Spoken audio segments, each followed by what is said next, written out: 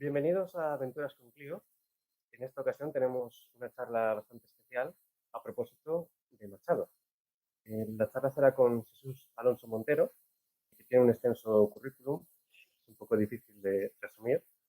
Es ensayista, sociolingüista, poeta, catedrático de literatura gallega, miembro de la Real Academia Gallega, autor de imprescindibles estudios como Lo que es preciso saber de la lengua gallega, una obra que es imprescindible para conocer la realidad idiomática y cultural de Galicia del último medio siglo. También cuenta con monografías sobre Rosalía, Curros Enríquez, Castelao, García Lorca, Unamuno, Valle Inclán y ahora además Machado. Bienvenido, Jesús. Muchas gracias por hacerme el favor de entrevistarme y sobre todo de entrevistarme sobre un tema que, como creo que tendré ocasión de manifestar, es un tema muy grato para mí. Realmente mi libro sobre Antonio Machado es casi un libro de homenaje por mi parte a él. Es un libro de gratitud. Mi libro se titula El nombre y la obra de Antonio Machado dentro de las coordenadas del franquismo. No es exactamente un estudio de crítica literaria, no es un estudio técnico de su poesía o de su prosa, que es tan importante como su obra en verso, es otro tipo de estudio. Yo trato de acercarme a la obra y al nombre de Antonio Machado para ver cómo en el esquema del franquismo, desde el mismo año de su muerte, en el año 39, hasta 1975, la muerte de Franco, el franquismo tuvo un litigio, unas veces sordo, otras veces muy manifiesto, contra la figura de Antonio Machado. Y de esto es de lo que hablan los 17 capítulos de este libro, publicado por una editorial coruñesa, Hércules Ediciones, y que yo escribí durante la pandemia. Lo escribí en primer lugar porque Antonio Machado es un escritor que acompaña en el sentido etimológico, es compañero de uno, y compañero, si vamos a su verdadera etimología, es aquel que nos da un poco de su pan, es aquel que nos da un poco de sus alimentos, es aquel que nos acompaña y nos alimenta, o es aquel llevando las cosas un poco más allá, de cuyo pan y en cuya mano podemos comer. Y en los 2 años o 2 años y pico de la pandemia, Machado, como ha acontecido en muchas otras ocasiones de mi larga vida, Machado me ha acompañado, en esta ocasión especialmente. Y como una buena parte de mi vida profesional y de mi vida cívica va ligada a la obra de Antonio Machado, bien, pues yo hice un libro que en algunos capítulos es realmente memorialístico, pero que en su conjunto es un libro de gratitud. Tan de gratitud que yo llegué al marxismo, y yo creo que el marxismo, vaya por delante esto, es la música más hermosa que ha sonado en la historia de la humanidad desde que el pensamiento es pensamiento. Y bien, yo no llegué al marxismo por Marx ni por Engels. En el año 57 era yo profesor de lengua y literatura castellanas. Perdón, es que se me olvida documentar que Jesús Alonso Montero también ha sido miembro del Partido Comunista de España, ¿no? Sí. Y no se me ha olvidado, perdón. Bueno, continúa, por favor. Estás hablando de cómo llegaste. Esto sale ahí, bien. Sí. Yo ingresé en el Partido Comunista de España en el año 62 y sigo siendo cotizante del Partido Comunista. Lo que pasa que no soy comunista. Ah, No soy comunista porque el comunismo es un grado de perfección al que yo no he llegado. Me gustaría serlo cuando sea mayor. Entendámonos bien. Pero milito, voy a las reuniones, cotizo cada trimestre, voy a los actos que me permite mi salud y mi edad. Pero vamos sí, a la bueno, música, que es el marxismo. ¿Cómo yo llego al marxismo? desde Machado. No llego ni por Engels ni por Marx. Llego por Antonio Machado, que no fue marxista. Antonio Machado escribió muchos textos en verso, pero sobre todo en prosa, en los 3 años de la Guerra Civil, en favor de la causa de la Segunda República y en favor del espíritu que animaba a los mejores de aquella causa, que era un espíritu muy progresista, donde estaban muchas fuerzas, muchas gentes, muchos escritores, muchos artistas, muchos intelectuales, y no solo el Partido Comunista. Algunas veces se llegó a pensar que don Antonio Machado en los últimos años de su vida se había afiliado al Partido Comunista. No. Él dice el 1 de mayo de 1937 en Valencia, en que pronuncia, en un día tan señalado, el discurso a las juventudes socialistas unificadas, dice claramente que él nunca fue marxista, pero que era muy consciente de que el marxismo era fundamental para establecer, digamos, los cimientos de la nueva sociedad, los cimientos de una sociedad en que uno no se deba al favor, no se deba al privilegio, no se deba al egoísmo, se deba a algo que no tenga que ver con la codicia, a algo que tenga que ver con que el patrimonio económico y cultural de un país y en definitiva del planeta esté al servicio de todos los que nacen por el mero hecho de nacer. Pero esto es el principio del principio.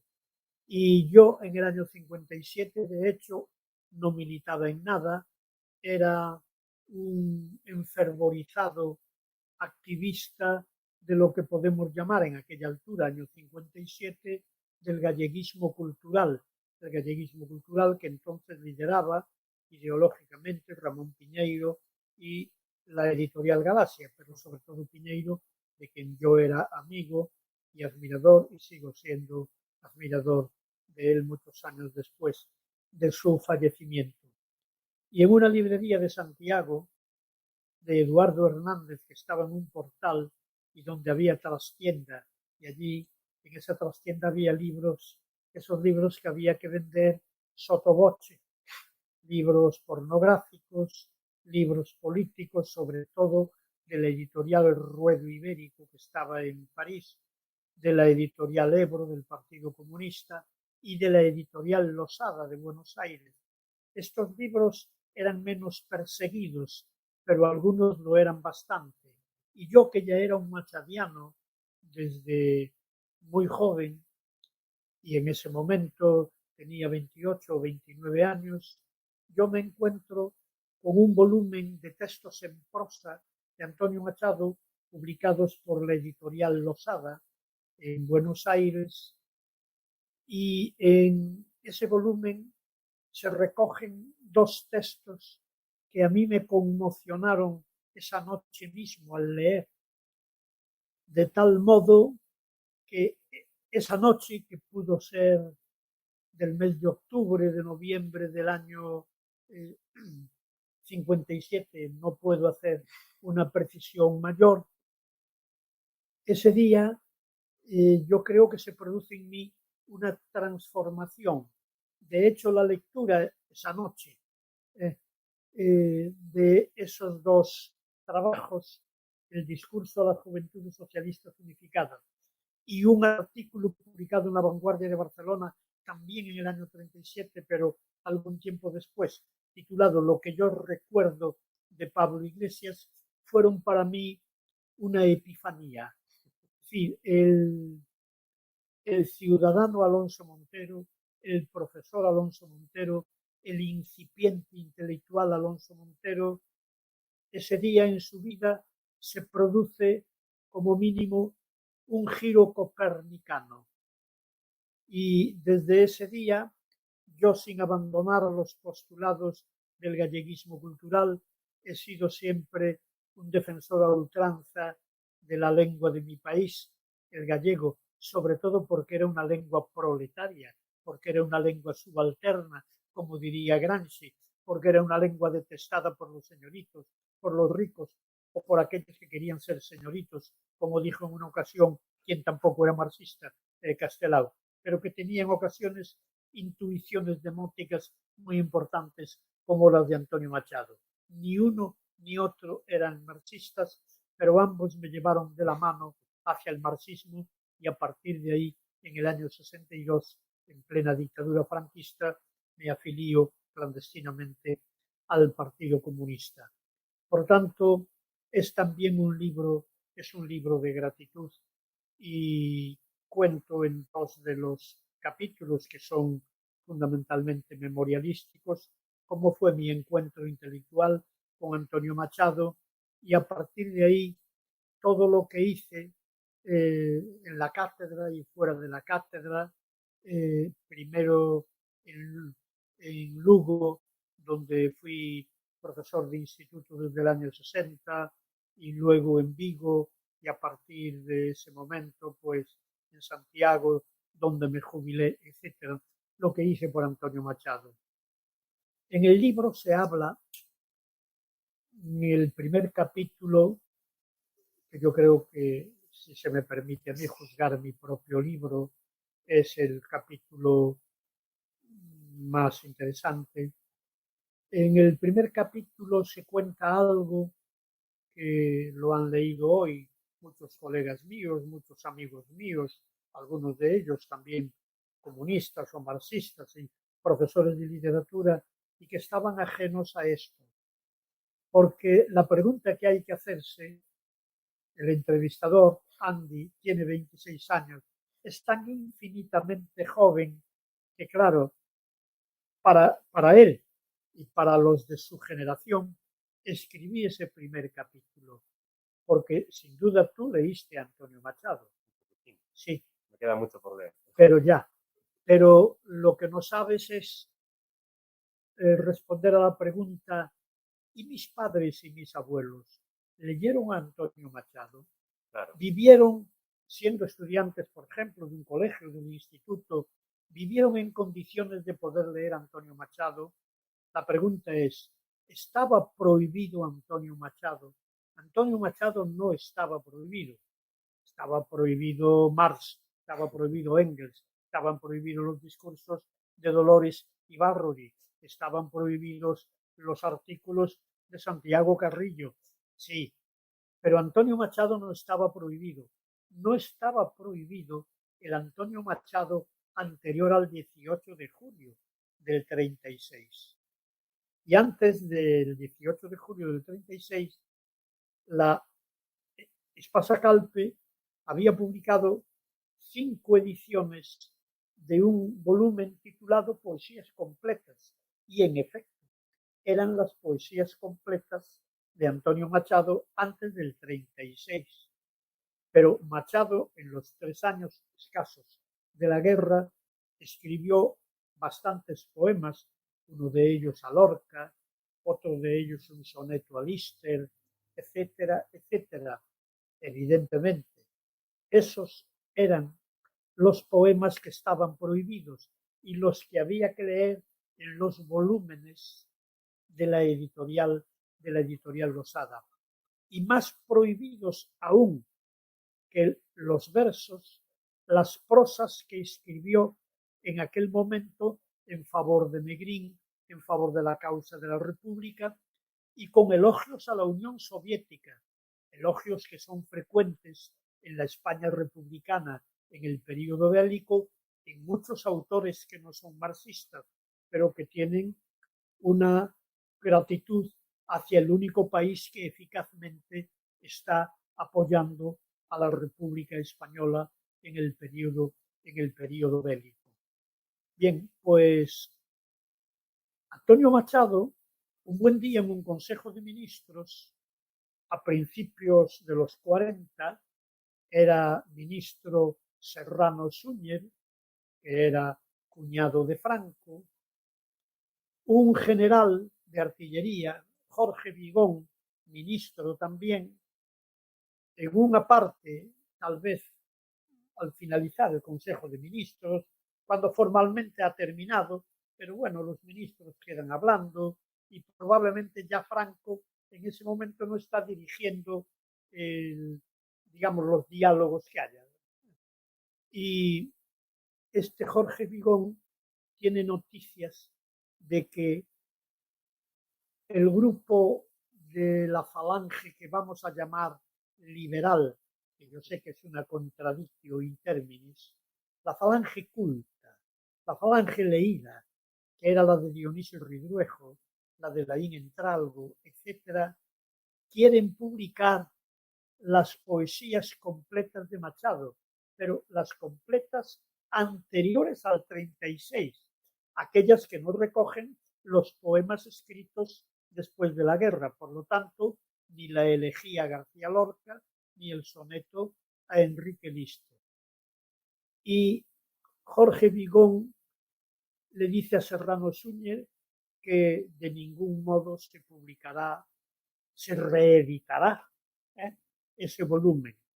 Entonces Serrano Súñer allí mismo, y probablemente la conversación, pero esa precisión no la tenemos, oye esta conversación el propio Franco, que por lo que se sabe no interviene. Y Serrano Súñer le dice, ese libro se va a publicar.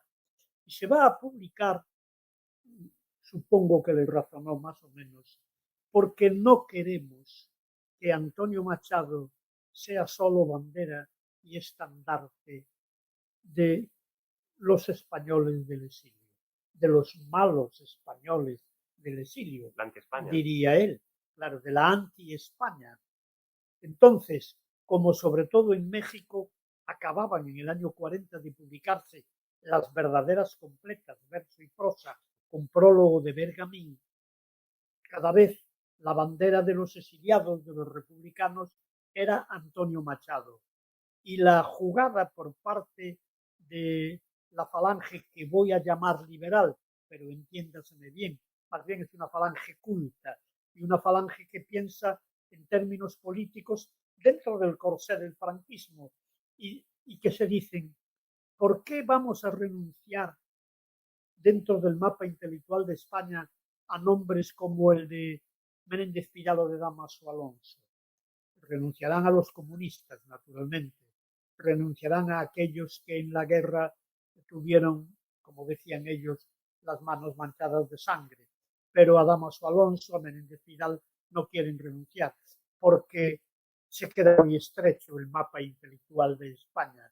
Nosotros no tenemos nada. El único intelectual citable que tiene el franquismo es Eugenio d'Ors. Es bueno, pero de los muertos. Claro. De los muertos. Es Eugenio d'Ors. Entonces, hay una operación de rescate de Antonio Machado y el prólogo que escribe Dionisio Ridruejo en el año 41 se titula El poeta rescatado. Es un prólogo muy bien escrito por un hombre muy inteligente, por un hombre que quiere y admira a Machado y que fue alumno suyo de gramática castellana en el Instituto de Segovia. Pero y que acabará desertando del franquismo. Sí. Tiempo después. Cuidado con Ridruejo. Ridruejo es una figura verdaderamente éticamente formidable. Tremendo. Porque de este grupo, aunque Antonio Tobar, Laín Entralgo, Torrente Ballester, etcétera, la falange culta, ya llamarles la falange crítica sería mucho decir, pues es el único que tiene la suficiente valentía para enfrentarse a Franco. Y en el año 42 ya fue desterrado. Claro. Y a partir de ahí fue encarcelado, le quitaron todas las fuentes económicas en su trabajo tuvo que vivir con muchas dificultades, terminó creando en la clandestinidad un partido socialdemócrata y muere relativamente joven, y hay un libro que hay que leer forzosamente, que es un conjunto de trabajos memorialísticos de él, artículos que con el título de Casi unas memorias se publicaron en el año 76, el mismo año de su muerte. Y bueno, por eso sabemos cómo va siendo la evolución. Primero está contra Franco y aún no abandona la falange, porque de la falange le queda ahí una especie de pequeño fuego, porque cree que, bueno, que el fascismo tenía un papel a jugar en aquel. Por eso él va en la División Azul a la guerra contra Rusia. Viene desencantado después de escribir un diario de Rusia, y a partir de ahí escribe una carta a Franco verdaderamente intolerable para Franco, naturalmente, y a partir de ahí no solo rompe con Franco, sino que da un paso más y rompe con la falange y termina fundando un partido socialdemócrata.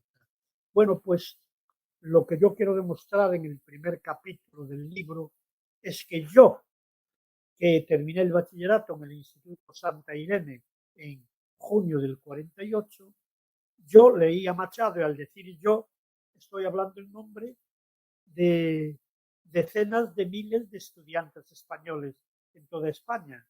Gracias a esta especie de valentía, de osadía de Dionisio Ridruejo y del grupo de sus íntimos, oponiéndose a un ministro de Franco y a los cavernícolas de los cuales hablo ahí. Por ejemplo, un director general de información que se llamó Pérez Endiz, que no era de la falange, era más bien de un sector próximo a lo que hoy llamaríamos el Opus Dei, que tenía una misma actitud contra Antonio Machado. Decía que la España de Antonio Machado no representaba España, no eran españoles. Dicho, por eso hablaban de la anti-España, etcétera, etcétera, etcétera. ¿Y qué pasa a partir de aquí? Bueno, que la oposición española, fundamentalmente el Partido Comunista, se da cuenta que todo lo que se haga con cuidado y con prudencia en favor del nombre y de la obra literaria de Antonio Machado, eso es un ariete contra el franquismo. Pero el franquismo también lo sabe la policía, lo saben los gobernadores civiles, lo saben los ministros, y aquí se hace la crónica de 7 u 8 homenajes que se hicieron en España desde el año 46 al año 75, homenajes algunos de los cuales fueron prohibidos, el del año 75, que era el del centenario del nacimiento, y en la Comisión Nacional, con Rafael Alberti, por ejemplo, estaba yo en esa comisión. Pero asombrosamente, el primer homenaje que se hace a Machado se hace en vivo, en el Instituto Santa Irene, en el año 46. Estudiaba yo sexto de bachillerato, y el día 7 de octubre del año 46, el día de la inauguración de curso, la catedrática de literatura, Consuelo Burel, por cierto, hija de un ministro muy famoso de la monarquía, Julio Burel, que aparece en Luces de Bohemia de Valle Inclán como ministro de la Gobernación, aparece ficcionalizado, sí, claro, sí. Por Valle Inclán. Consuelo Burel fue profesora mía de literatura en sexto y en séptimo, 46, 47, 47, 48. Pero yo, porque acababa de venir de la aldea y no entendía muy bien en qué consistía la inauguración de un curso, yo no fui al acto inaugural. Por eso no oí esta conferencia de ella sobre Machado, sobre la obra poética de Antonio Machado. Pero El Faro de Vigo y La Noche de Santiago, el periódico, recogieron una síntesis relativamente extensa de la conferencia de ella, y yo he tratado de encontrar el texto, si es que lo escribió, de ella, tanto aquí en los archivos del Instituto de Vigo como en el de Segovia, donde ella estuvo los últimos años de su vida, porque yo he hablado de Vigo a Segovia, y por más indagaciones que he hecho y seguiré haciendo, ese texto, si existió, no lo hemos encontrado. Por lo tanto, el capítulo que yo le dedico a este primer homenaje público a Machado. Y la incógnita es, ¿era Consuelo Murel una republicana? ¿Era una antifranquista? Bueno, todas esas son preguntas que me hago y en parte respondo, obviamente. Si en algún momento ella tuvo deseos de decir que Antonio Machado, además de un gran poeta, además de un hombre sencillo, humilde y bueno, fue un gran republicano, etcétera, está claro que ella tuvo que poner freno a ese ímpetu. Esas cosas no se podían decir. Lo que yo no me explico, yo que entonces era ya alumno de final de bachillerato y que he pensado mucho sobre estas cosas, cómo es que López Niño, el director del instituto, un franquista, que era teniente de alcalde, cuñado del rector de la universidad, legal de la Cámara, autoriza eso, porque no se improvisa el acto inaugural del instituto entonces, al que va el gobernador civil, el comandante militar de Vigo, al que va el jefe de Falange, al que van las autoridades de la provincia de Pontevedra, porque entonces era así. Antonio Machado, porque a lo que se persigue no solo la obra, el mismo nombre. Antonio Machado es la anti-España. Y ella se cuida muy mucho de no hablar del republicano, pero sí de elogiar al hombre bueno. Y soy en el buen sentido de la palabra bueno, lo que dice en el famoso retrato. Y de hablar de de su gran poesía, sin mencionar los poemas publicados después del 18 de julio del año 36. Pero cuidado, este homenaje no es un homenaje, lo voy a decir en latín para que se entienda mejor, coram populo, un homenaje limitado, restringido para los alumnos, algunos padres de alumnos, los que van a un acto de estas características, y para las autoridades, todas ellas franquistas y muy franquistas. Un homenaje coram populo, un homenaje al que vayan, por ejemplo, 2 o 3 mil personas, como fueron en el año 68, perdón, 68 no, 66, a Baeza, donde fue catedrático de instituto de francés, claro, Antonio Machado, un homenaje de esos no, ese homenaje estaba autorizado y sobre la marcha las autoridades no lo prohibieron, lo fueron prohibiendo. ¿Qué quiere decir eso? De pronto se encuentran las autoridades que, pensando las autoridades que el homenaje sería una cosa de unos cuantos intelectuales que se reunían en las afueras de Baeza para inaugurar un busto de Pablo Serrano sobre un pedestal del arquitecto Fernando Ramón Moliner, que allí leerían unos versos de Machado que ya acababan. Sería un homenaje restringido, literario, un poco como el del Instituto de Vigo, pero estamos en el año 66. Y de pronto el Club de Amigos de la UNESCO en Madrid fleta autobuses para ir allá, porque el Club de Amigos de la UNESCO, que es una institución, bueno, franquista, como todas las instituciones que hay en España, pero cuidado, Franco tuvo que pagar un precio para estar en la UNESCO. Sí, claro, es que hay que entender los entresijos del franquismo. Hacia el año 53, a Franco le interesaba mucho pertenecer a la UNESCO, que era el organismo de la cultura y de la educación.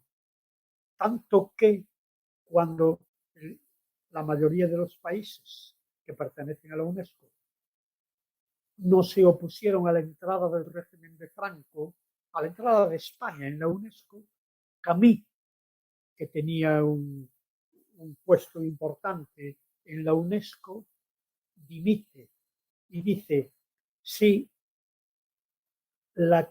Franco entra en el templo de la cultura, ese templo deja de ser el templo de la cultura y yo no puedo estar ahí. No, no, Claro. no sabía eso de Gaby. Sí. Y claro, el franquismo se pavonea de que está como los otros países en el templo de la cultura y, por ejemplo, un libro que publicó la UNESCO es el empleo de las lenguas vernáculas en la enseñanza. Los galleguistas de aquí, entre ellos yo, que también soy galleguista a la vez, utilizábamos mucho eso, porque podíamos decir, como dice la UNESCO, y no podemos decir, como dice Santiago Carrillo o como dice Marx, pero podíamos decir como dice la UNESCO, porque es un organismo al que pertenece España. Por lo tanto, no estábamos fuera de la oficialidad. Franco sabía que tenía que pagar este tributo. Y yo recuerdo que fui alguna vez al Club de Amigos de la UNESCO de Madrid, estaba en la plaza de Tirso de Molina, las publicaciones que había allí.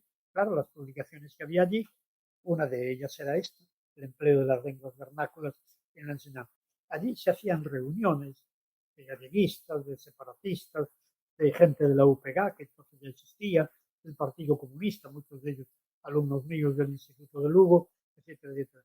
Y fletan autobuses.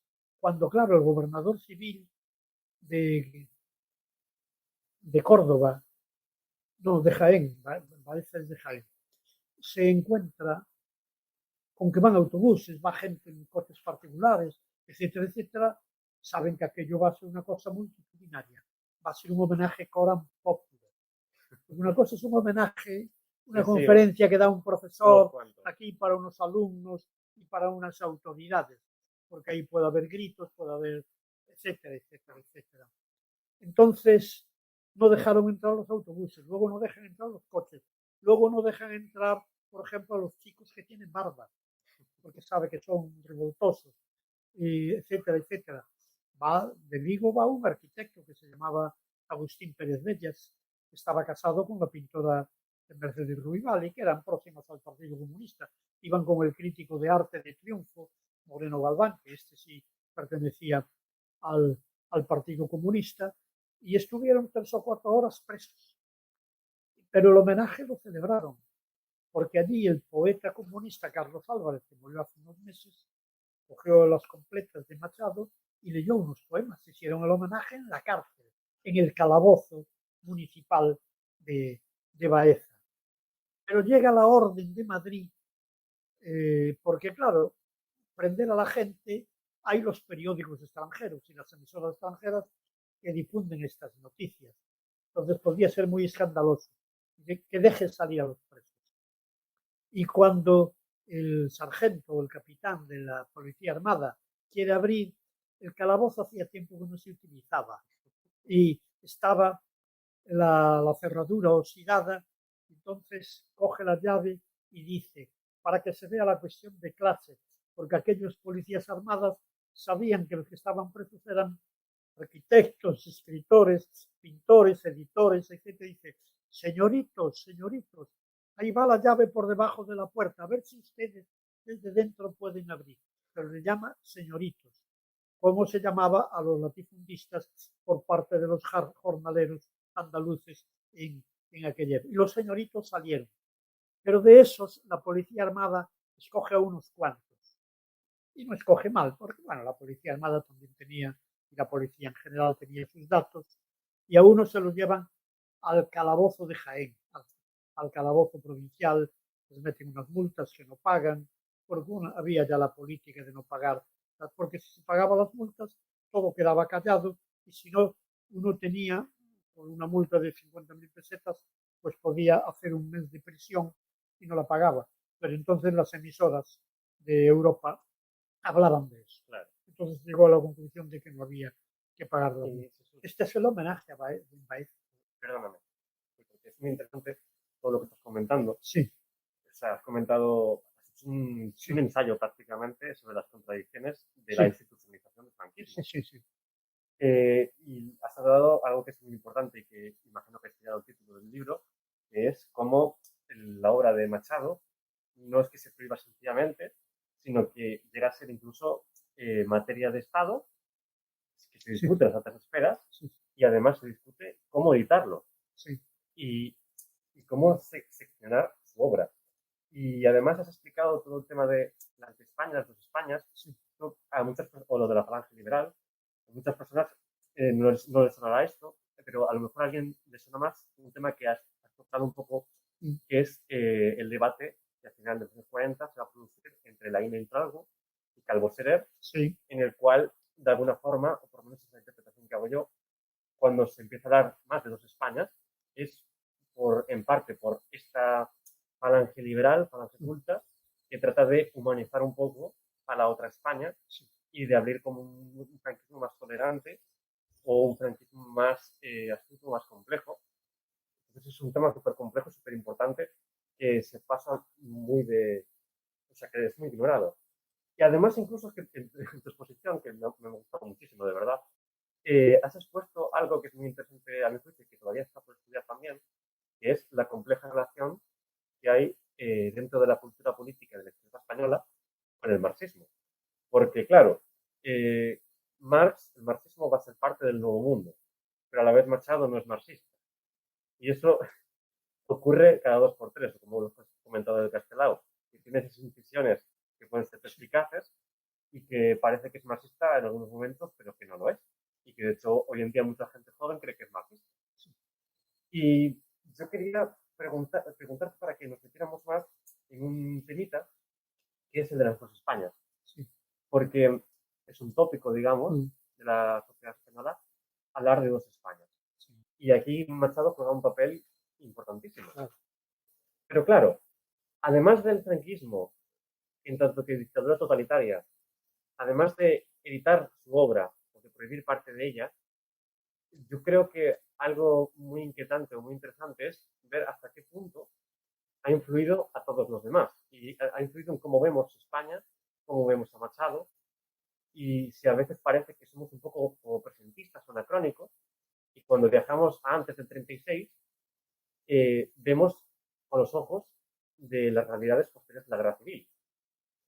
Y de alguna forma, no sé si estarás de acuerdo conmigo, en que caemos un poco en el juego del franquismo, en el sentido de que creemos que la historia de España es como una especie de eterno retorno, en la cual hay una España metafísica, en la cual hay dos Españas, que están en lucha permanente, a través de distintas formas de la historia, y van luchando hasta la muerte. Y es como que estamos condenados a eso. Entonces, yo quiero comentarte esto y si quieres o si puedes empezar hablando de qué significa para Machado cuando habla de dos Españas. bueno, está muy bien y agradezco como entrevistado que se cite la polémica Laín Entralgo Calvo Serer. Sí, curioso Calvo Serer que aquí polemiza con Laín Entralgo desde posiciones muy conservadoras, por no decir reaccionarias, mientras que Laín Entralgo desde posiciones un poco más avanzadas, no pueden ser mucho más, aunque él quisiera en aquel momento. Luego Calvo Serer va a ser un miembro importante de la Junta Democrática en el año 75 con el Partido Comunista y bueno, y con los Y grupos. hasta la televisión francesa, si no recuerdo mal, ¿no? La, Hasta fue la televisión francesa, me parece, sí, Calvo sí, Cero y todo.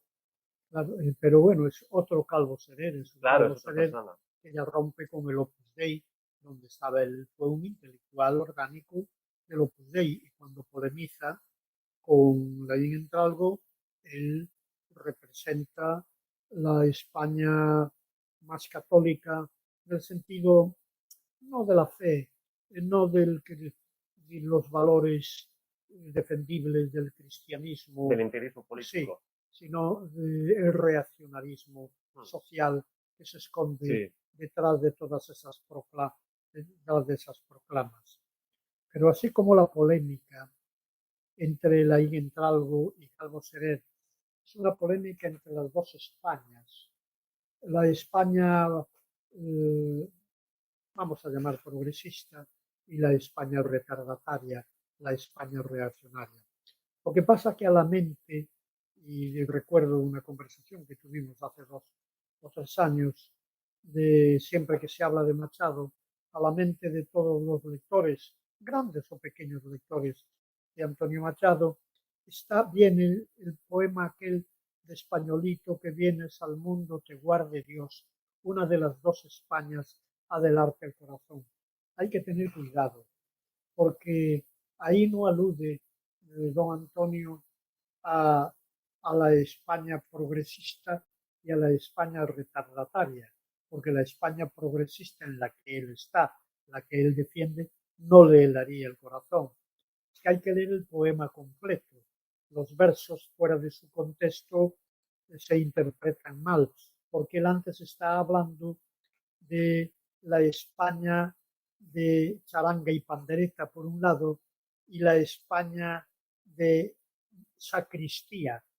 Hay la España superficial, la España banal, la España que no piensa, y hay a la España que está sometida, como diría en otro texto, al lazo de hierro de la Iglesia, que si no lo rompemos, España será siempre un país oscurantista.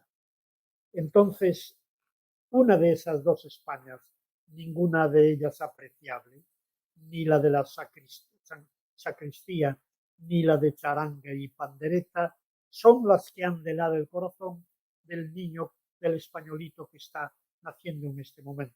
Pero hay otra España, la España de la rabia y de la idea. La España de la rabia y de la idea que ya amanece, que ya alborece, etcétera, con la que él está. Así es como hay que interpretar el problema de las dos Españas y Machado, y muy concretamente en ese poema, que si se leen aislados esos dos versos, mucha gente puede equivocarse.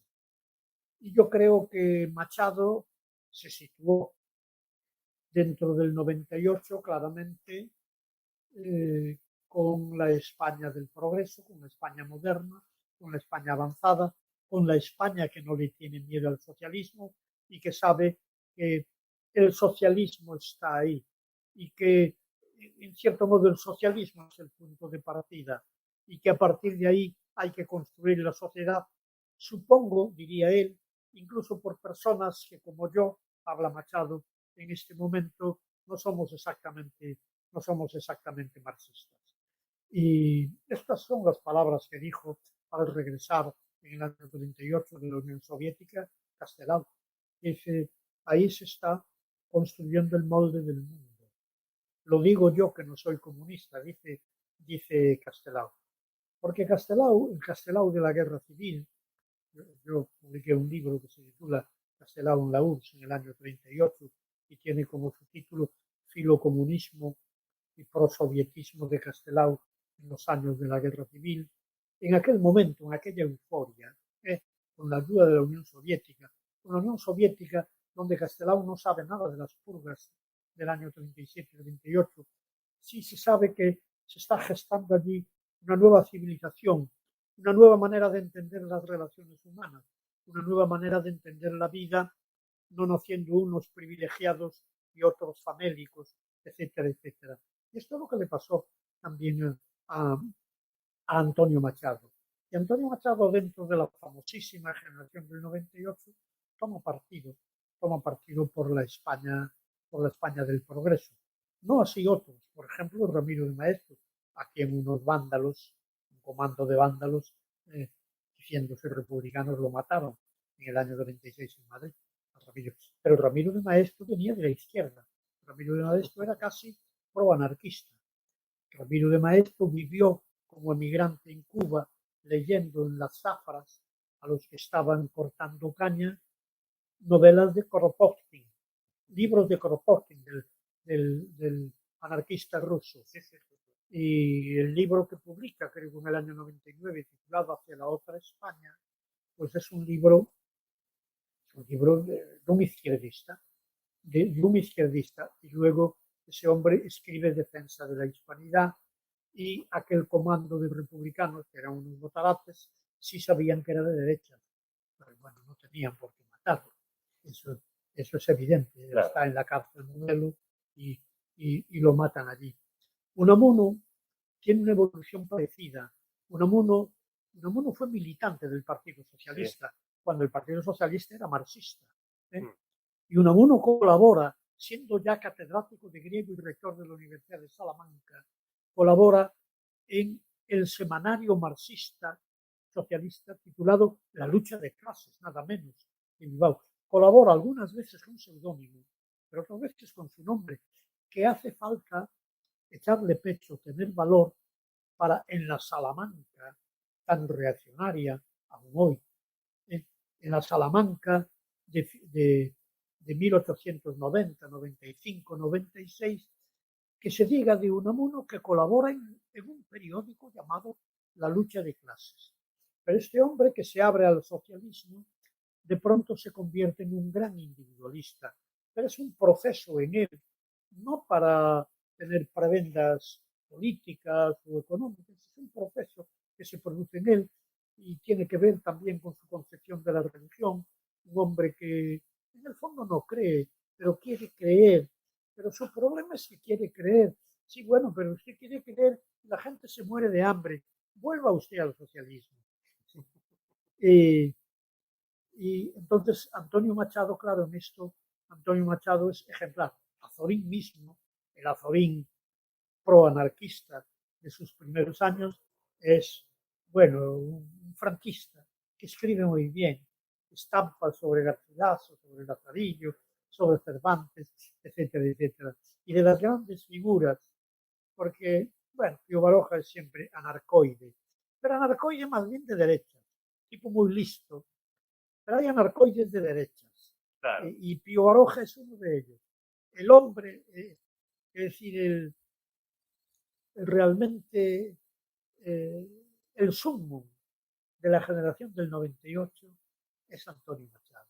Antonio Machado desde muy pronto está donde tiene que estar, porque también es cierto que Jorge Vigón, el ministro que se oponía a que Reduejo y los suyos publicaran las poesías anteriores al 36, algo sabía, porque en las poesías anteriores al 36 hay también poemas sobre la problemática de España, sobre la problemática de Castilla, porque Campos de Castilla no es solo el libro de un cantor de Castilla, del paisaje. Cuidado, que ahí se dicen cosas, dice Castilla sin danzas ni canciones. Él llega a decir esto terrible. Aquellas gentes, aquellos campesinos no tienen danzas ni canciones. Han perdido toda espiritualidad. La han perdido porque viven en la miseria, porque viven en un sistema que los hace miserables, tan miserables que han perdido las danzas y las canciones. Y bueno, luego hay, naturalmente, hay textos son políticos, más o menos asumibles por el franquismo, así como no lo son los escritos después del 18 de julio del 36. Pero bueno, Jorge Vigón no iba disparatado de todo, también sabía lo que decía. Y sobre todo sabía que el mismo nombre de Antonio Machado, eso concitaba un determinado tipo de voluntades y pertenecía naturalmente a lo que ellos, los militarotes del 18 de julio, llamaban la anti-España.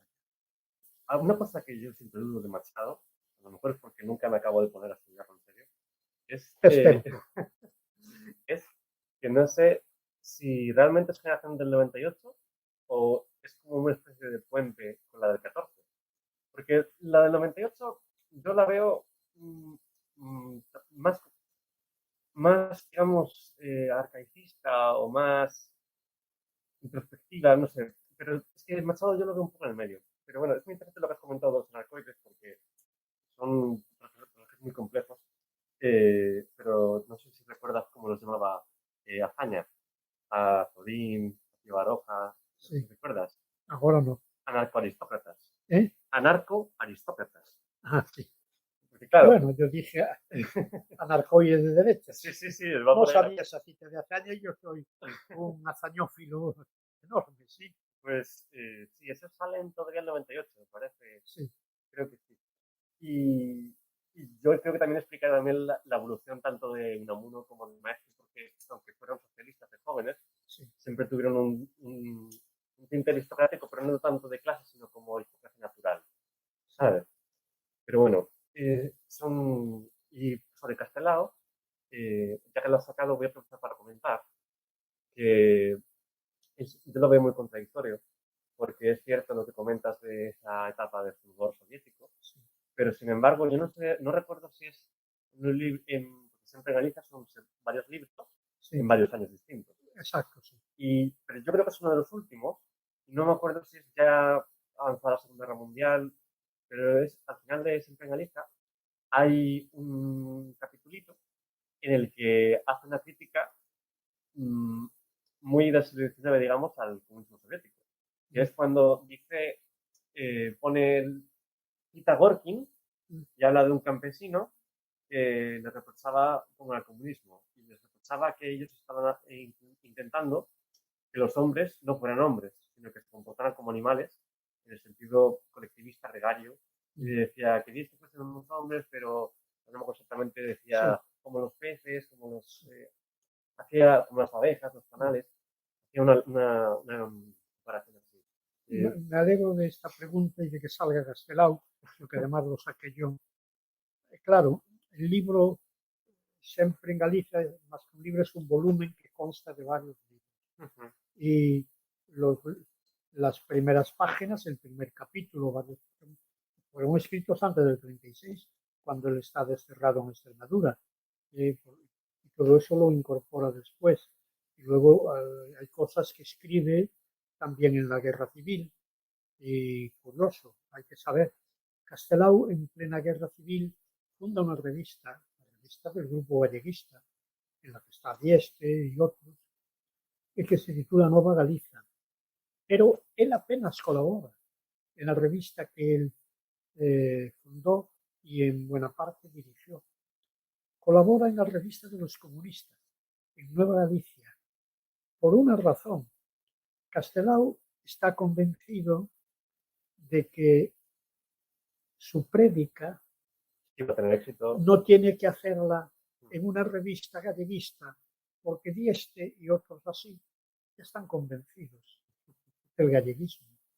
Pero los que militan o son simpatizantes de la causa comunista, y Nueva Galicia es un periódico más o menos mensual del Partido Comunista, bueno, los que van a leer ese periódico son gentes que están educados en el internacionalismo proletario, que entienden que esto de los nacionalismos es más bien una cosa de derechas y no van totalmente descaminados, porque a un hombre que se está jugando la vida ante los franquistas, que tenga que defender la concepción de Galicia de Otero Pedrallo o de Vicente Risco, no tiene sentido.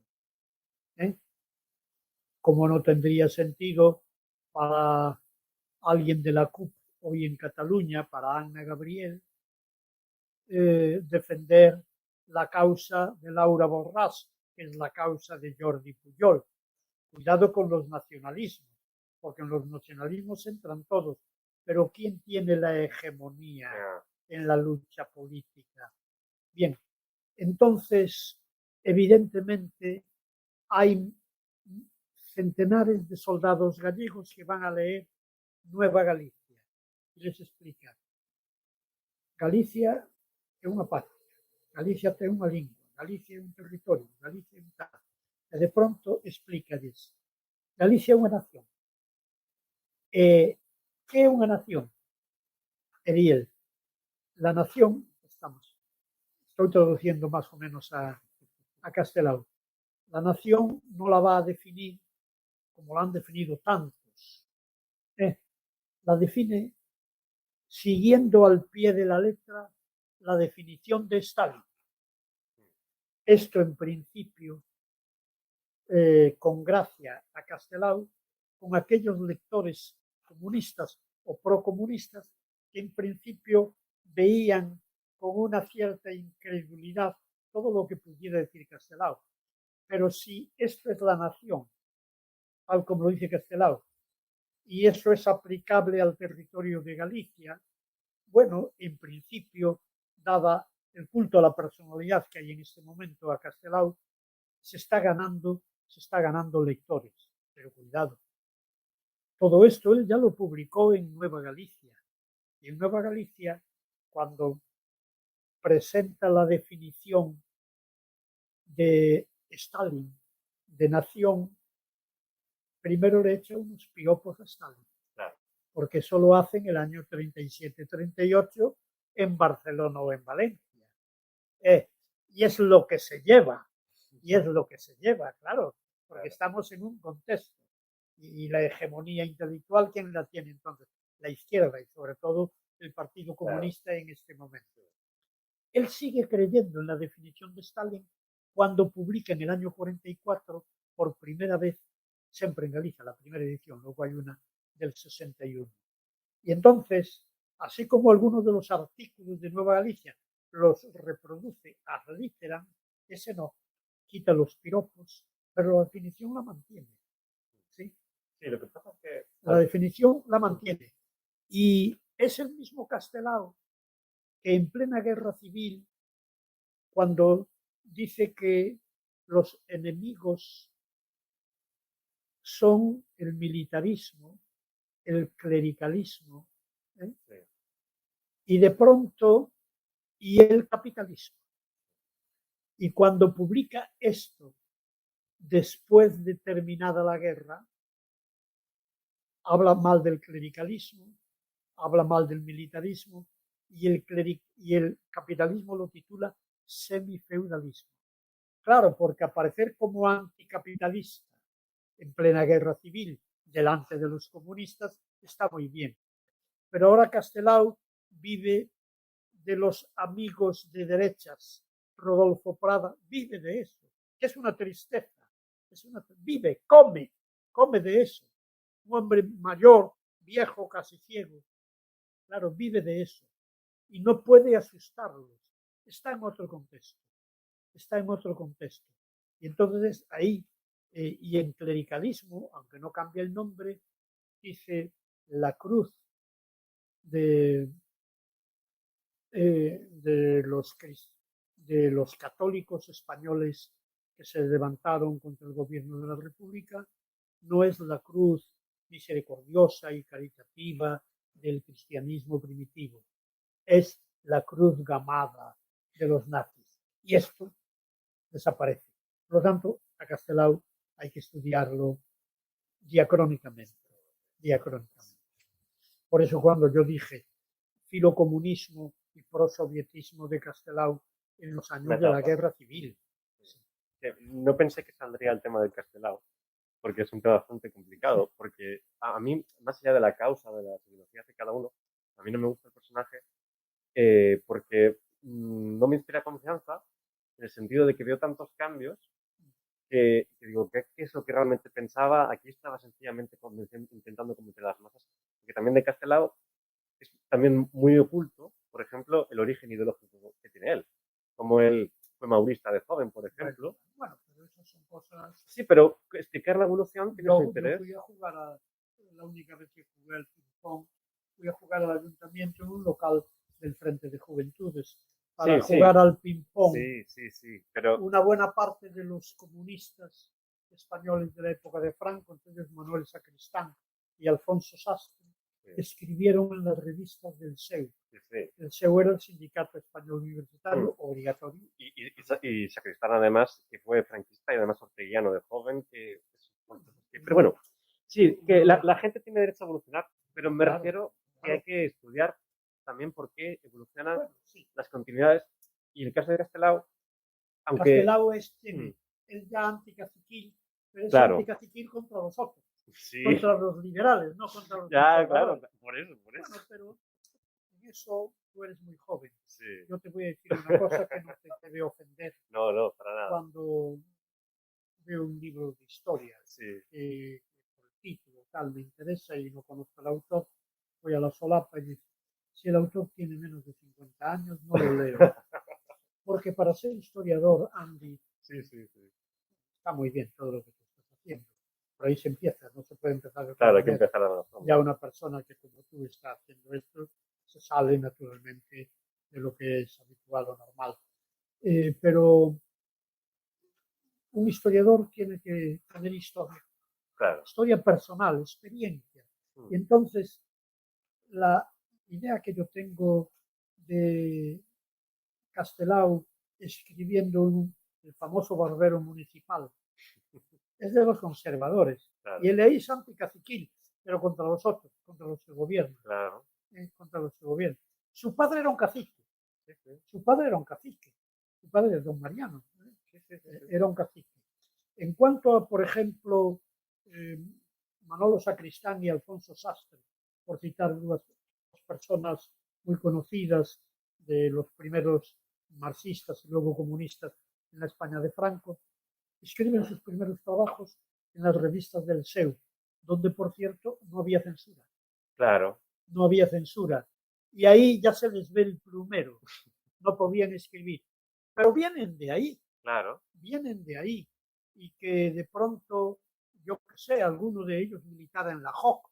Bueno, pero en la JOC, que era Juventud Obrera Católica, yo conocí a alguna gente de la JOC que colaboraba, incluso en mi época de Lugo, con el Partido Comunista.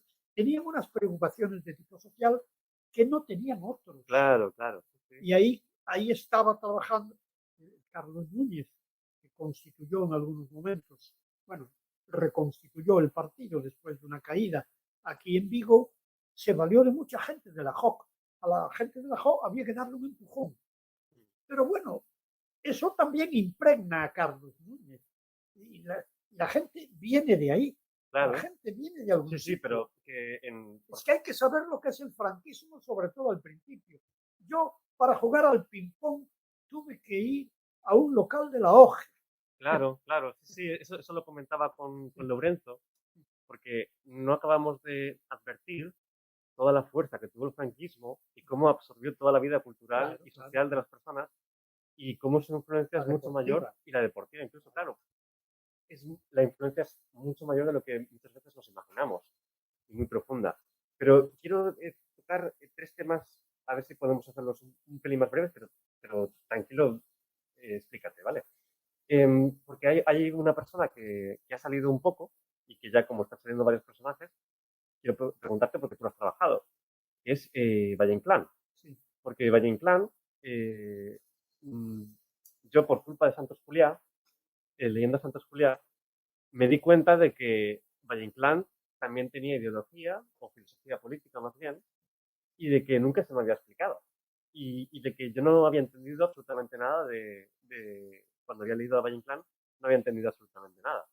Y es algo que yo creo que sigue pasando, y yo creo que Valle Inclán tiene una importancia muy grande, eso es una intuición, en lo que es la cultura del franquismo y en la actual, y que está sobredimensionada en relación a la importancia que tuvo antes.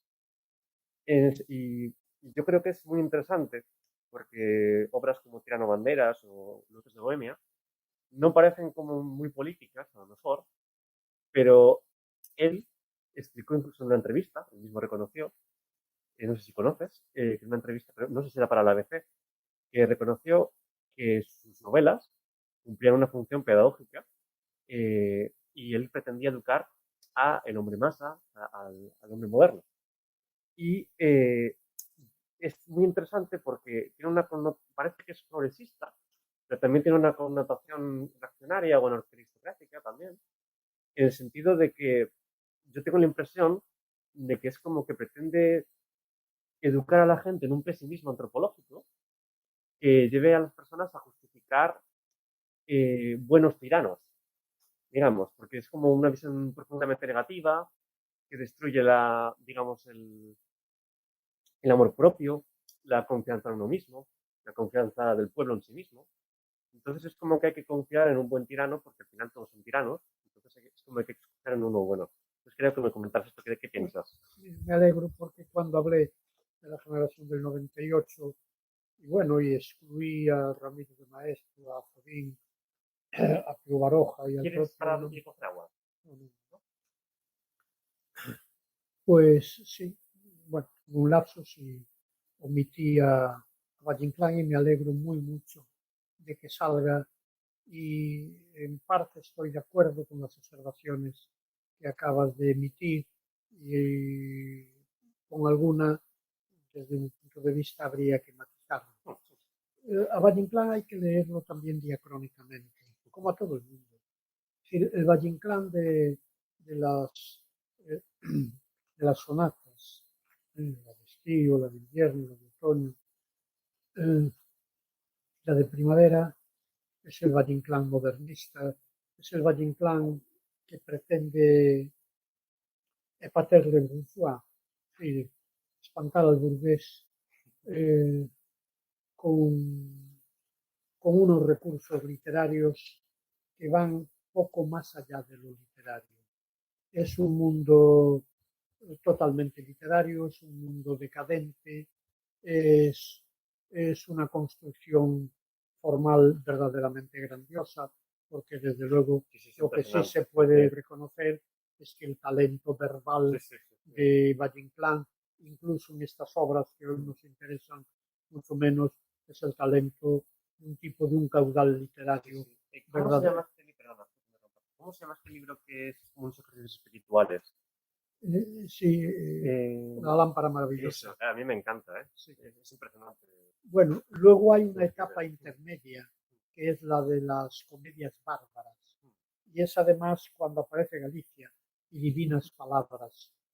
Ahí ya aparecen. Es un Valle Inclán que aún no está totalmente definido, pero en alguna de las comedias bárbaras hay, por ejemplo, intervenciones de personajes que parecen revolucionarias. Lo que pasa que a veces en la voz de un mendigo, en la voz del lumpen proletariado, no en la voz del proletariado. Por lo tanto, si se le aplica en los cánones del marxismo, ahí poco tendría que hacer, Valle Inclán. Pero en la última etapa a la que pertenece ya Luces de Bohemia y desde luego Tirano Banderas, y ahí lo que no entendí bien, sí. Que él en todo caso parece que postula que lo importante es conseguir que haya un buen tirano. No, yo creo que no. En Tirano Banderas, él está contra el tirano y contra la tiranía. No, es más en Luces de Bohemia, a lo mejor, cuando es en 98. Sí. En Tirano de Banderas ya es contra todos los tiranos, pero... No, en Luces de Bohemia, yo creo que su voz es la voz del proletario catalán que está allí preso y que fue torturado. Esa es su voz. Es decir, si alguien lo representa, es el proletario catalán, que así le llaman.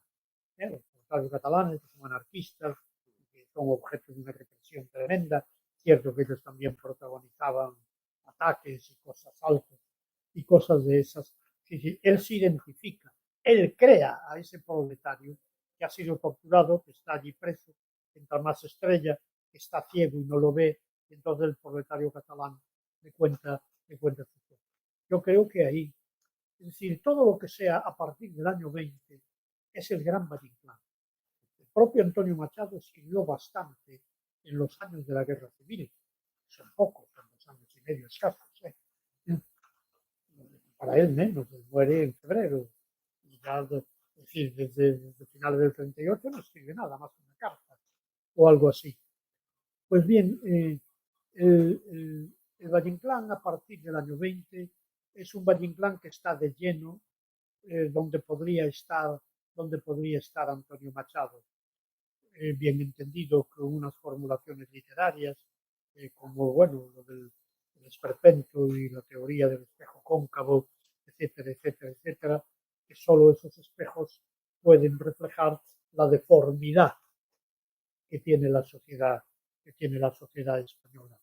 Y Tirano Banderas está debajo de todas las novelas, está en el comienzo, de todas las novelas que se han escrito en Hispanoamérica sobre tiranos.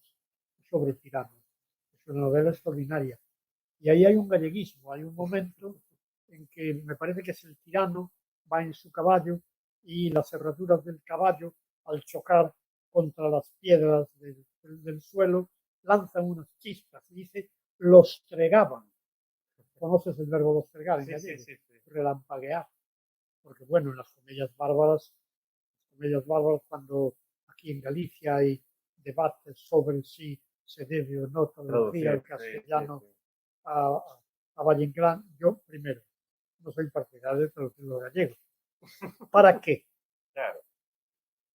Yo comprendo que se traduzca al gallego Shakespeare o Esquilo, porque yo no sé griego clásico, claro, pero se pierde... o no sé inglés, pero conozco todos en Galicia, las personas cultas en Galicia, conocemos mejor el castellano que el gallego, todos, queramos o no. todos, empezando por Otero Pedrallo, claro. que escribía prodigiosamente bien el castellano. Por lo tanto, y en cuanto a algunas de las obras de la etapa intermedia, Divinas Palabras y Comedias Bárbaras, no deben traducirse ni al gallego ni al castellano, porque están escritas en un dialecto artístico que es una fusión de elementos castellanos y gallegos. No es traducible. También claro. pasa Sería hacerle perder la gracia. Claro. Hacerle perder la gracia. Los libros del carlismo sí. funcionaban. Los cruzados de la causa. Y eso, también sale un poco menos. Voy a un poco autocorregirme porque no es tanto un buen tirano a lo mejor, pero es como una especie de demofobia, una desconfianza de las masas, y yo creo que siempre está en él y que se ve cuando explica en los años 30 como él, más que de izquierdas o de derechas, por ejemplo, lo que quiere es un gran hombre y habla de Mussolini o de Lenin. Y lo que quiere es una gran autoridad. Hubo unas declaraciones ahí sobre Mussolini una vez, pero que yo no entiendo, ¿eh? Luego hizo declaraciones verdaderas marxistas y sobre Lenin verdaderamente positivas. Y hay un libro de Lázaro Carreter, que no es un hombre de izquierda, no era, claro, que dice que sí, que se puede certificar que él al final de su vida había pedido un ingreso en el Partido Comunista. Se dice eso. Pero bueno, esas son cosas de Valle Inclán, pero es una rebutada por parte de él. Vale. Y yo quería preguntarte, un poco, ya para ir terminando, sobre si tú crees que, hilando un poco con lo que estábamos comentando de las poderosas influencias del franquismo, o como lo que acabas de comentar de Gallego, es una pregunta muy compleja, pero yo creo que el franquismo, de alguna forma, ha influido mucho más en nuestra cultura política que todo lo que es la España anterior, la Segunda República, la España liberal, y que esto incluso a veces se ve en las personas que son más antifranquistas. Y cómo, en cierta manera, repiten lo que han aprendido porque es lo que había en la España de Franco. Y entonces se ve cómo no nos damos cuenta de que, por ejemplo, no se puede construir una democracia o un régimen tolerante, sencillamente, si tratamos de fundar nuestra política en la idea de la anti-España, aunque no la llamemos anti-España. Porque es como, yo tengo la sensación, que a mí es lo que más me ha impactado estudiando el franquismo, de que hay una poderosa influencia y de que hay cosas que decían los franquistas que son muy similares a los que dicen hoy en día personas que se oponen al franquismo, inconscientemente a veces a lo mejor. Y es como que ellos tienen su propia anti-España, digamos. No sé si me entiendes. Es como que tienen, a veces como que hablan como si tuvieran el derecho a gobernar con el miedo al otro. Que era un arquetipo, entonces para el Franco era el rojo, entonces ahí entraba todo, y ahora es como que hay gente que parece que lo invierte. Entonces es como que todos los que no son franquistas, son antifranquistas, son rojos y son todo a la vez, ¿no?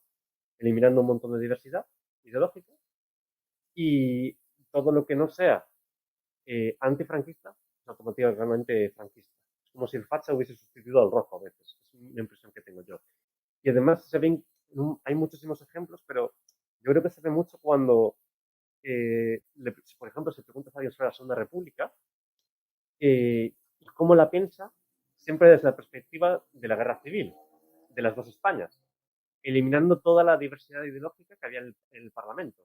Esto me di cuenta hace un tiempo hablando con mi madre, porque pensaba ella que en el Parlamento de la República había dos partidos, uno de izquierdas y uno de derechas, más o menos. Entonces, yo creo que hay una influencia ahí muy poderosa que no nos damos cuenta y que es muy compleja, porque yo creo que en España, ya termino, hemos vivido algo excepcional, que son 40 años de un régimen fascista, y que no nos damos cuenta, y no nos ayudan muchos hispanistas cuando dicen que el franquismo era una dictadura solo católica, autoritaria, creyendo el relato del franquismo. No, nosotros somos católicos, somos un poco autoritarios, es el espíritu español que necesita un régimen especial, pero claro, ningún pueblo ha vivido 40 años de eso. Y yo creo que, yo a veces que estudiando Mussolini, he visto cosas donde se han aplicado realmente es en España, porque Mussolini no le dio tiempo. Y en relación a todo esto del antipueblo, sobre todo. Es complejo. Es que presenta muchas cosas, sí. Bueno, yo creo que, por ejemplo, la derecha en España, desde el año 78, el año 77, en las primeras elecciones democráticas, la derecha, lamentablemente, sigue siendo franquista, aunque seguramente no son conscientes de ello, pero entienden un poco que los demás, los que no son del PP, bueno, de ese magma, PP, Vox, etcétera, bueno, la derecha que los demás son antes, Sí, sí, sí, sí. los criados no tienen derecho a gobernar. Porque claro, en las dos Españas estaba la España de los jornaleros, de los criados, de los obreros, de los de abajo, de los campesinos, etcétera, etcétera. Y los que tienen derecho a gobernar son los señores, porque el conflicto siempre es social y aquel de la guerra civil fue fundamentalmente social. Entonces, oyendo a Pablo Casado, oyendo a quien sea, siempre que, aunque no lo digan, sí, quienes no son de ese magma de derechas, no acaban de ser españoles, son de segunda, no son España y por lo tanto no tienen derecho a gobernar. Entonces son ocupas. Sí. Pedro Sánchez es un ocupa. La cantidad de cosas terribles que se han dicho sobre Pedro Sánchez y sobre su gobierno. Es decir, cualquier tonto, el otro día un pintor cuyo nombre no voy a decir, que es amigo mío, dice, es el peor gobierno de la democracia, pero ¿cómo dices eso? ¿Cómo dices eso? El único gobierno que fue capaz de enfrentarse a la patronal y a la derecha para conseguir unos modestos avances en determinadas cosas y las consiguieron, como dices, esa especie de trágala lo inventaron los parlamentarios del PP y este amigo mío, que de hecho ni los vota ni mucho menos, cree que Pedro Sánchez es el peor presidente de la democracia. Entonces, claro, parece que estamos franquismo, antifranquismo, y quierase o no, llevamos. Probablemente entre nosotros, es decir, puede haber por ahí algún militante del Partido Comunista, del Partido Socialista, que cuando se encuentra con alguien que no piensa en socialista o no piensa en comunista, dice, este no es un verdadero español. No, este es un tipo que piensa como piensa, no piensa como yo, pero es tan español como yo porque nació en España, trabaja en España, tiene que acatar las leyes que hay en España, sí, y hay que contar con él para que esto empiece a ir hacia adelante y tal. Por lo tanto, toda aquella polémica, toda aquella dinámica, franquismo, antifranquismo, España, anti-España, que en el fondo es causa del progreso y causa de la reacción, bueno, pues aún siguen ahí, asombrosamente, 40 y tantos años después de la muerte de Franco. Sí, sí, y luego hay una cosa que está muy bien, que ponías el acento en ella, y claro, España tuvo formalmente 40 años de dictadura. 40 años de dictadura y yo mismo me he dado cuenta poco a poco de cosas que no sabía que eran dictadura, porque para mí el ir a la OGE a jugar allí, ese día nada en mí se reveló. Dice, pero vamos a ver, yo por qué no puedo jugar al ping-pong como cualquier chico de 15 años del Instituto de los Maristas, etcétera, etcétera. Hay que afiliarse a no sé qué, etcétera, etcétera. Y en mí no había ese mínimo de rebeldía, porque todo estaba apagado, todo estaba sofocado. Eso, claro, hay que llegar mucho después para que lleguen las primeras generaciones, entre ellas yo, de disidentes del franquismo, de disidentes, unos por la vía moderada, disidentes, bueno, que se dan cuenta que eso es una tiranía, que es una dictadura, y otros, bueno, que encontramos en el marxismo un poco la clave de la lectura del mundo, más que nada. Sí, y bueno, somos, claro, más radicalmente antifranquistas. Pero yo recuerdo, es decir, cómo poco a poco fui dejando de ir a misa, poco a poco fui dejando de ir a comulgar, poco a poco fui dejando de tal.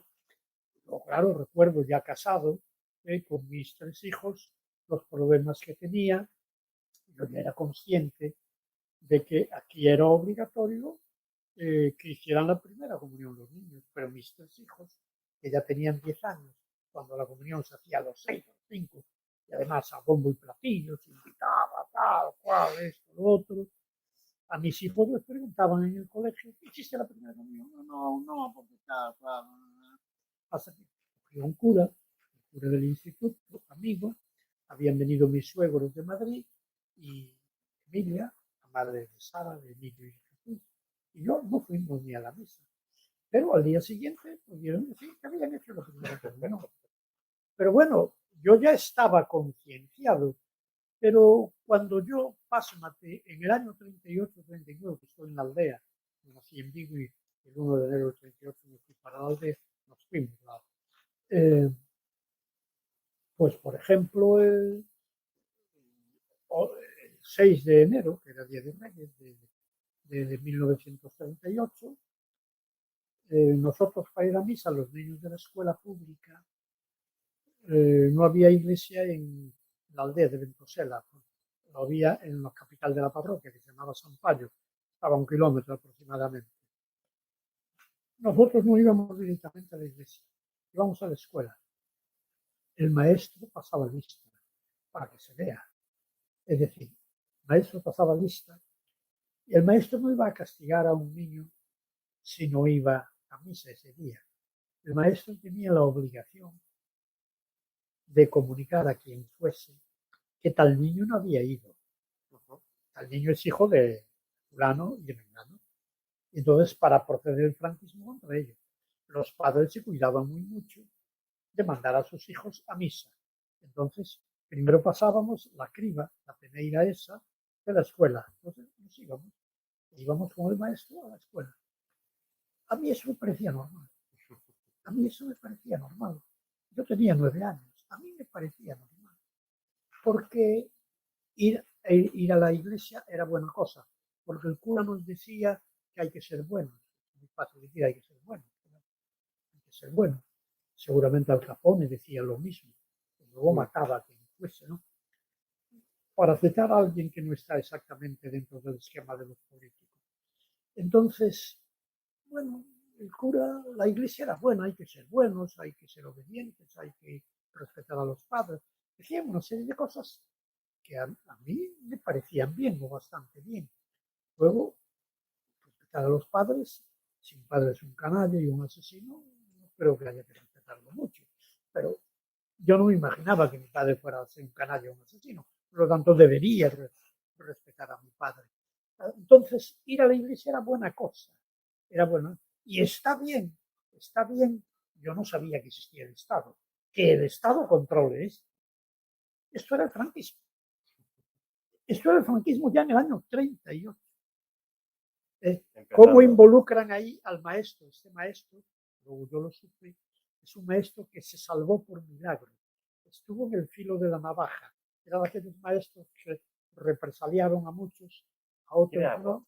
no, no, no, No, no, no, no. Pero él, bueno, era, y entonces tenía que andar con muchas componendas de esto. Yo lo recuerdo porque lo que había que hacer al final de la clase, él tocaba la bandurria, tocaba el llamado himno nacional, con una letra estrafalaria, Franco, Franco, qué cara más simpática me pone usted, parece un requetero, una cosa espantosa. ¿Eh? Y él lo hacía con mucho entusiasmo, porque si un día, si un día un maestro franquista no tocaba la guitarra y no cantaba el himno nacional, porque se lo hacía tarde, o sea, a un franquista no le pasaba nada, pero a él, que lo tenía en medio vigilado, no cantó el himno nacional ese día y no se lo hizo cantar a los alumnos, que era lo importante. Además, la represión ante el magisterio fue tremenda. claro. Claro, porque fue uno de los grandes éxitos de la República, el magisterio y tal y cual. Entonces, bueno, yo el franquismo lo fui viviendo ahí. Y yo no me rebelé ante determinadas cosas. Me fui revelando.